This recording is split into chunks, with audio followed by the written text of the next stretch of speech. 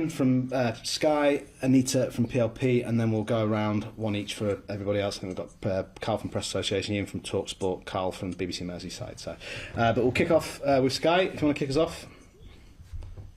Yeah, Alan from Sky. Alan, good afternoon.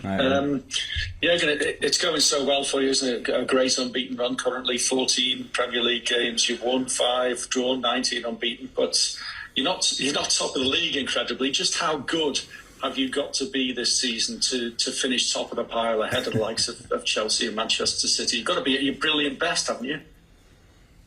Yeah, but that's pretty much the case for all of us. Not only us, means this is just the standard of the league. And to be in, not now in October, end of October obviously, but in March, April or May in that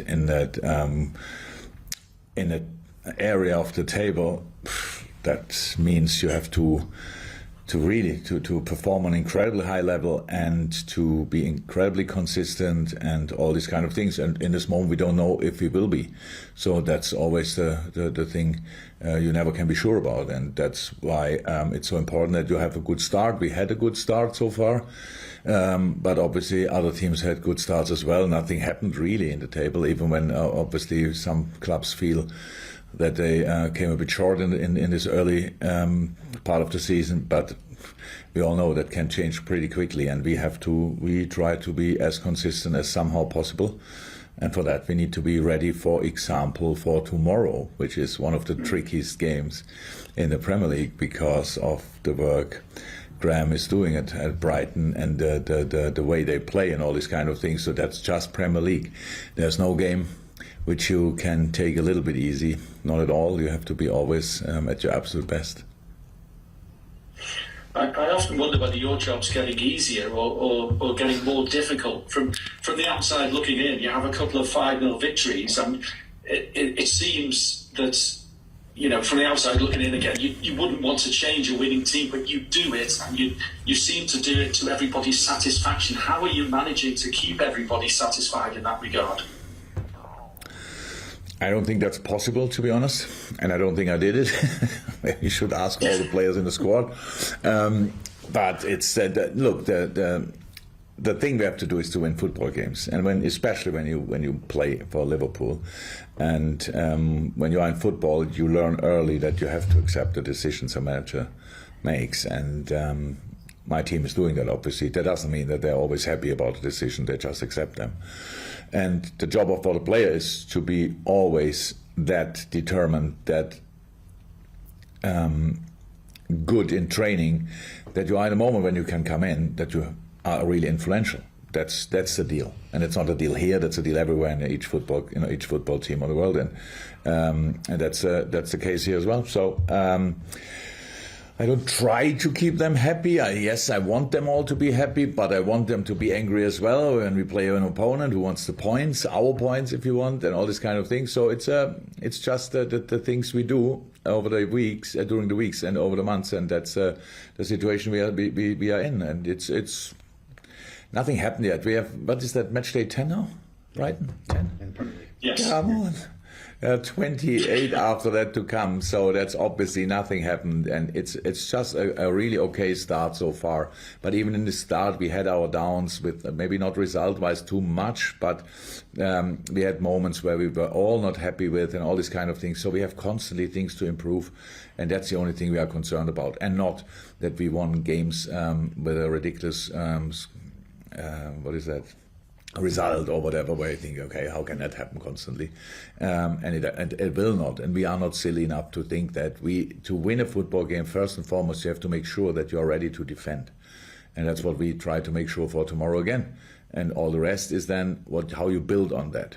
And we will see how we can do it. Final one, Al. Well, we know you have to make at least one change from last weekend's win at Manchester United because James Milner is not available, but how are the others in Naby Keita, Fabinho and Thiago? Yeah, Naby Keita looks good. We were all surprised, but he was obviously lucky, and so I think he will be ready. With Fabinho, it doesn't look that good. It's a bit more complicated, not too complicated, but complicated enough to keep him out now again, probably. I still wait for last news, but he was not in team training yet, and that means that's never a good sign. And Thiago was first time yesterday in team training. Yes, we did a session where he could be part of pretty much the whole session.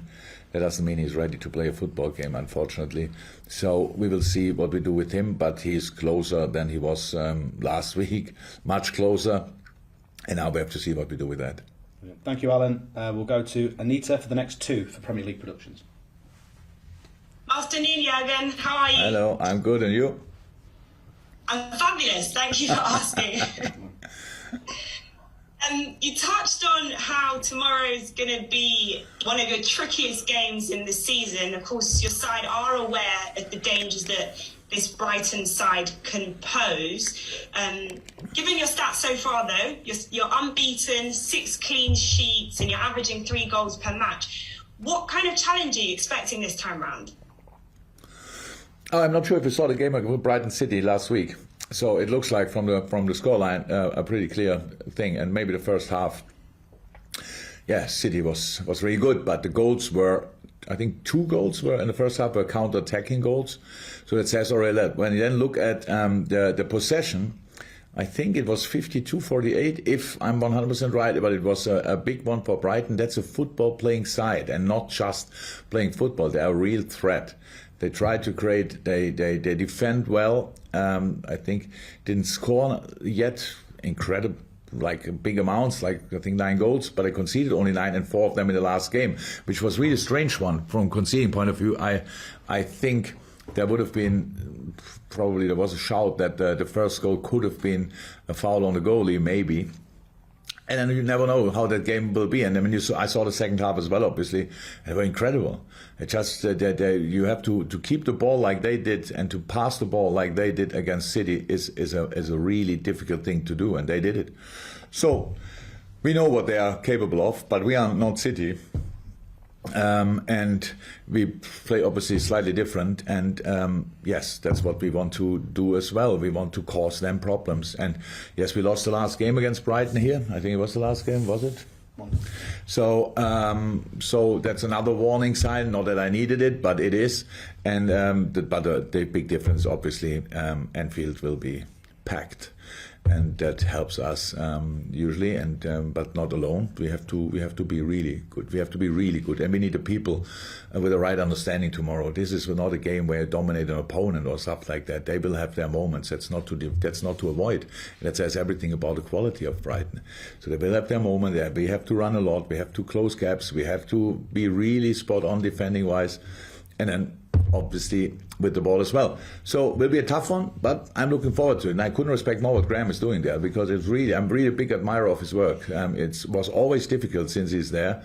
And yeah, I have to say, it's a top class manager. Nothing else to say. Quite a few of you seem to be an admirer of his work. You mentioned a few moments ago how you have this selection headache across many areas of the pitch. I just wonder, with Konaté's performance against Manchester United, is that one more selection headache for you in terms of who you feel is best to partner alongside Virgil van Dijk? I wouldn't call it a headache. But yeah, few decisions I have to make, obviously. That's how it is. Thank God. It's always a good sign when you can make decisions, or when you have to make decisions, because it means you have options. Really bad times are when you don't have options and the decisions are pretty much in front of you and you have no influence on it. So yeah, there are some, but not too many, obviously, and not too difficult. And it's always about the who is in the moment, who looks in the moment the most likely to help us to win a game, and that's this decision I make already for a few years, and I will do it this time as well, and hopefully again will be the right one. Okay.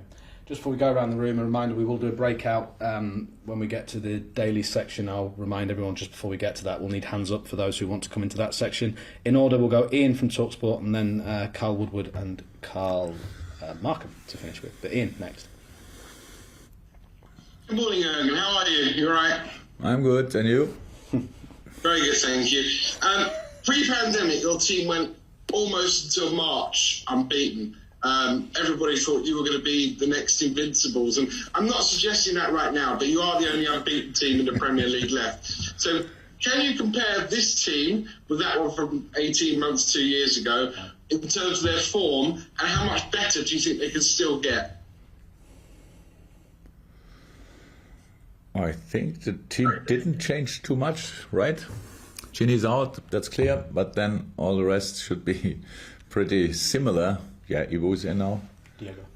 Diogo is in now. Thiago, unfortunately not available, but is around in the moment. Yeah, so actually, I don't think about these kind of things. Are we better than 2008 or whenever it was, 18 months ago? It's not too important. So you have to be as good as you can in the moment. And yes, we have to improve. And yes, there is space for improvement. We know that. And it's really, it sounds, I know how it sounds, but the world is a bit like this. You win 5-0 against United and everything is perfect. But it was not. It was not. So United had clear-cut chances, which we gave them. So, and we shouldn't rely on luck or Ali or stuff like this in these moments. So we could have done better, and that's how we spoke in half time, being 4-0 up, and then it was because it's necessary. I told the boys, it's now in this moment really important that you believe me. We have to play better, otherwise we open up the game for them. Because they score 1, they score 2, whatever. The things that can happen, and I'm not worried about that. It's just I saw in the first half we gave too much away, and that's the things we have to improve, and not only for that game, but in that game we have to improve it in general. And yes, and of course on the other side, and when you are offensively, when you do some offensive stuff, you have to finish the situations off. And there are moments when it obviously clicks, when it's clicking, and other moments where it's not clicking. So far it clicked in a lot of moments. That's why we have some really impressive score lines. But we don't expect that to happen all the time. And we have no problem with winning a game 1-0. Absolutely not. It's a bit more nervy, obviously, but it's still okay. And that's what we have to be ready. Again, where we have to improve and to be then stable and consistent is defensively, how we work when the opponent has the ball. There's no reason why somebody should get through if we do it really well. But because we are human beings, always things can happen, but even for that we need to have a solution that then the next one can sort it. So that's something where we 100% can improve. Offensively we can as well, but obviously that's more difficult when you see the goals we scored so far. Thank you, Ian. We'll go to Carl from BBC Merseyside and then Carl from Press Association. Carl Woodward first. Hello, Jürgen. Hello, Carl. Adam Lallana, when you first came to the club and introduced the pressing side of the game, how important was he, and did he set the standard at the start of it as well? Not only at the start, until the end. I miss Adam still, to be honest. We obviously don't have plenty of sessions during a week because we play that often, but Adam set the standard from the first to the last day, pretty much, and that was really impressive. And that's what I loved about him, a football player with the technical skills he has, and then this working mentality is really rare. If he wouldn't have been, I think we all agree, if Adam wouldn't have been a little bit less often injured, that could have been still on another level, and was already great. So one of the best players I ever worked with, absolutely incredible person as well. So I'm really looking forward to see him again. Okay, thank you, Carl. And we'll finish with Carl Markham. Need hands up for the breakout section, guys, if you want to come into it, and then finish with this section with Press Association. Carl, fire away. You've touched on this a bit already today about keeping players who are not in the team happy, and Joe Gomez is probably one of those who falls into that category. Just over 12 months ago, he was starting every game alongside Virgil. Then we know the injuries happened. It's been difficult for him to get back in this season. Played in midweek, played really well. It's been even more difficult for someone like him who was used to playing regularly and then he lost his place to injury and now is struggling to find his way back. Yeah, absolutely. That's absolutely not easy, clear. But it was always clear when we had to react in our situation. We had to bring in a centre half. I think everybody agreed on that. Then it was always clear as well. In the moment when they're all 4 or 5, and really I always have to mention it, when you saw Nate Phillips playing now the second half against Preston, that's a completely different player to the player he was a year or two ago. So top class centre half, and he's not playing as well. So and Joey didn't play yet, but that's how it is. After the long injury, stuff like this, then we decided for Joel, which made absolutely sense. Now Ibu came in a situation. It's us. We have to deal with Joey, or we tried in the beginning, especially. We deal still with the intensity, stuff like this, getting out here, blah blah blah, stuff like that. And now we are not even half through the season, and we talk about these kind of things. It's hopefully nobody gets injured through the year, but that's a footballer's life. You have to be on top of your game for the moment when you come in, and in that moment you have to convince everybody, and that's how it is. And the boys get along really well with each other, all 5 of them. That's really nice to see. So they respect each other a lot, and we will need them, and we will need Joe, and Joe's quality is incredible. We all know that. We saw that in a lot of moments on Wednesday now. But just as a little reminder for other people, but it's just we have now top class players, only top class players on that position, and that makes it a bit harder when you are not in the lineup in the moment. But that was always like this in football. The only thing you can do is to keep working really, really hard, and your moment will come. Thank you. There you go. Thank you very much. Okay, we've got at the moment 2 in for the breakout, which is Chris Bascom and Craig Hope. We now go to embargo. Please stop.